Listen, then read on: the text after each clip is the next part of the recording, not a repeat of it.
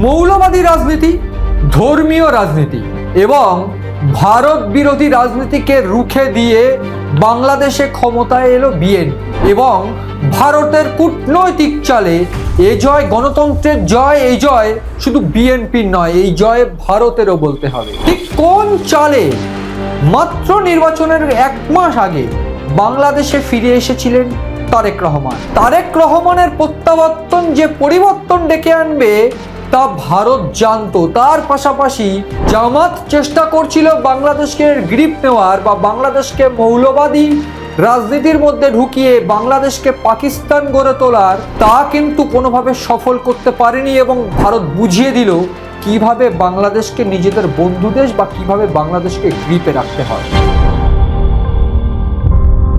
CN digital আপনাদের স্বাগত। আপনারা দেখছেন ইনসাইট আর আমি আপনাদের সঙ্গে রয়েছি মণি ভট্টাচার্য।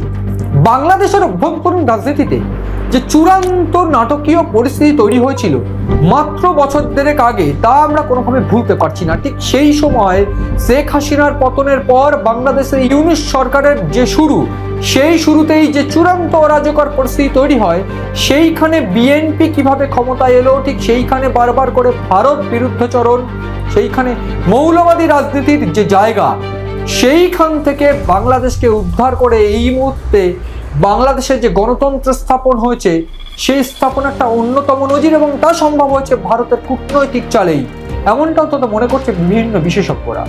কিন্তু সেটা কিভাবে?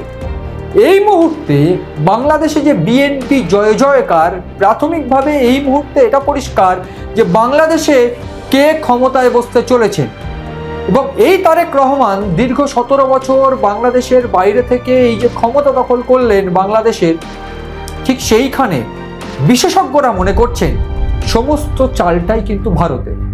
ঠিক মাস 6 আগে যদি ফিরে যাই তাহলে দেখতে হবে বাংলাদেশে বিভিন্ন কলেজ নির্বাচন, বিভিন্ন যে সব ছোটখাটো নির্বাচনগুলো হচ্ছিল, সেই সমস্ত নির্বাচনে জামাতে ইসলাম ভোটে জিতছিল। ঠিক যত জামাতে ইসলাম ভোটে জিতছিল, এনসিপি সহ জামাতে ইসলামের বিভিন্ন মৌলবাদী চিন্তা ভাবনা বাংলাদেশকে গ্রাস করছিল এবং ঠিক তারই সঙ্গে পাকিস্তানকে শেল্টার দিয়ে বাংলাদেশের অভ্যন্তরীণ রাজনীতি, বাংলাদেশের অন্তর্বর্তী সরকার বুঝিয়ে দিয়েছিল ঠিক কিভাবে বাংলাদেশকে পাকিস্তান বানাতে চাইছে তারা।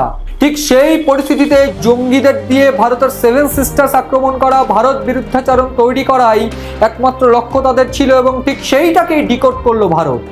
সেইটাকেই ডিকোড করলো ভারতের সব থেকে তীক্ষ্ণ বুদ্ধি সম্পন্ন মানুষরা।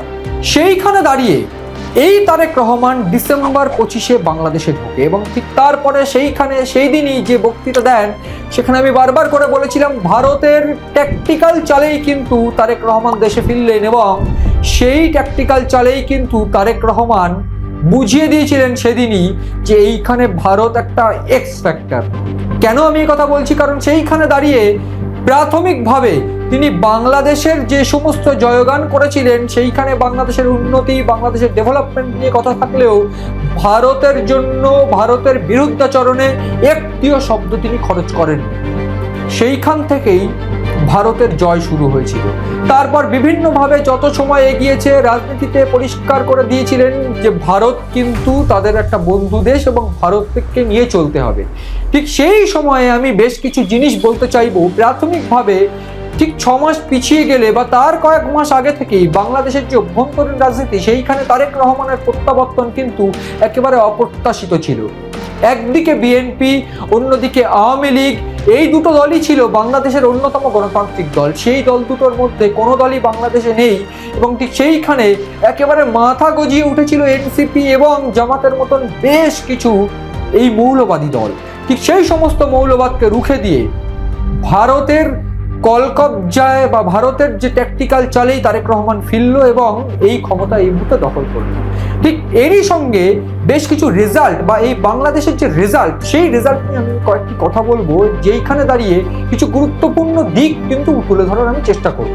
প্রথম কথা, ইতিমধ্যে যে খবর, সেই খবর পাওয়া অনুযায়ী 200+ বা 215+ আসন নিয়ে ইতিমধ্যে 299টা আসনের মধ্যে ক্ষমতায় আসছে বিএনপি, প্লাস 70টি মতো আসন পাচ্ছে জামাত সহ অন্যান্য শরিক জোট এবং বিএনপি জোট মোট 215টি মতো সিট এবং অন্যান্য 7-8টি সিট রয়েছে। ঠিক এইখানে দাঁড়িয়ে আপনারা কি বুঝতে পারছেন যে কোন রাজনীতি বাংলাদেশে চলছিল?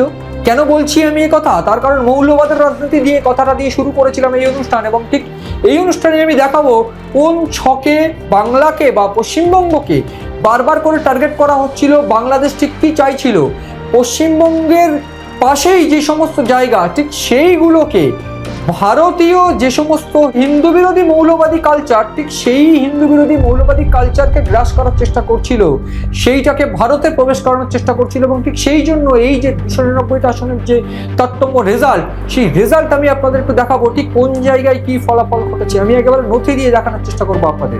ঠিক এভাবেই আমি দেখানোর চেষ্টা করব এক্স্যাক্টলি বাংলাদেশের ফলাফলটা কিভাবে তারতম্য বিন্যাস হয়েছে, ঠিক কোন জায়গায় কি ঘটছে। আমি একটু দেখানোর চেষ্টা করব যে এই পশ্চিমবঙ্গ লাগোয়া যে সমস্ত জেলা বা যে সমস্ত কেন্দ্র, ঠিক সেই সমস্ত জায়গাতে এই জামাতে ইসলাম জয়লাভ করেছে, যেইটা কিনা পশ্চিমবঙ্গের জন্য একটা গুরুতর ঘটনা ঘটতে পারে। আমি একেবারে জায়গা নিয়ে বলবো, উত্তর 24 পরগনা, দক্ষিণ 24 পরগনা, একেবারে দেখানোর চেষ্টা করব এই সমস্ত জায়গা, উত্তর 24 পরগনা, দক্ষিণ 24 পরগনা, এই জায়গাটা মালদা, মুর্শিদাবাদ, উত্তর দিনাজপুর, মালদা, এই মালদা মুর্শিদাবাদ, এই যে মালদা মুর্শিদাবাদ, এইটা হচ্ছে বাংলাদেশ, এই যে পাটটা বাংলাদেশ, এই মালদা মুর্শিদাবাদ, উত্তর 24 পরগনা, দক্ষিণ 24 পরগনা, নদিয়া, এই সমস্ত জায়গায় জয়লাভ করছে কে? জামাত জয়লাভ করছে। এবং তথ্য বলছে এইদিকে উত্তর দিনাজপুর, ঠিক এরকম জায়গায় উত্তর দিনাজপুর, দক্ষিণ দিনাজপুর সহ কোচবিহার, জলপাইগুড়িতেও জয়লাভ করছে জামাত। অর্থাৎ পশ্চিমবঙ্গ লাগোয়া যে সমস্ত জেলাগুলো বাংলাদেশের, সেইগুলোতে জামাত জয়লাভ করছে। এর অর্থটা কি?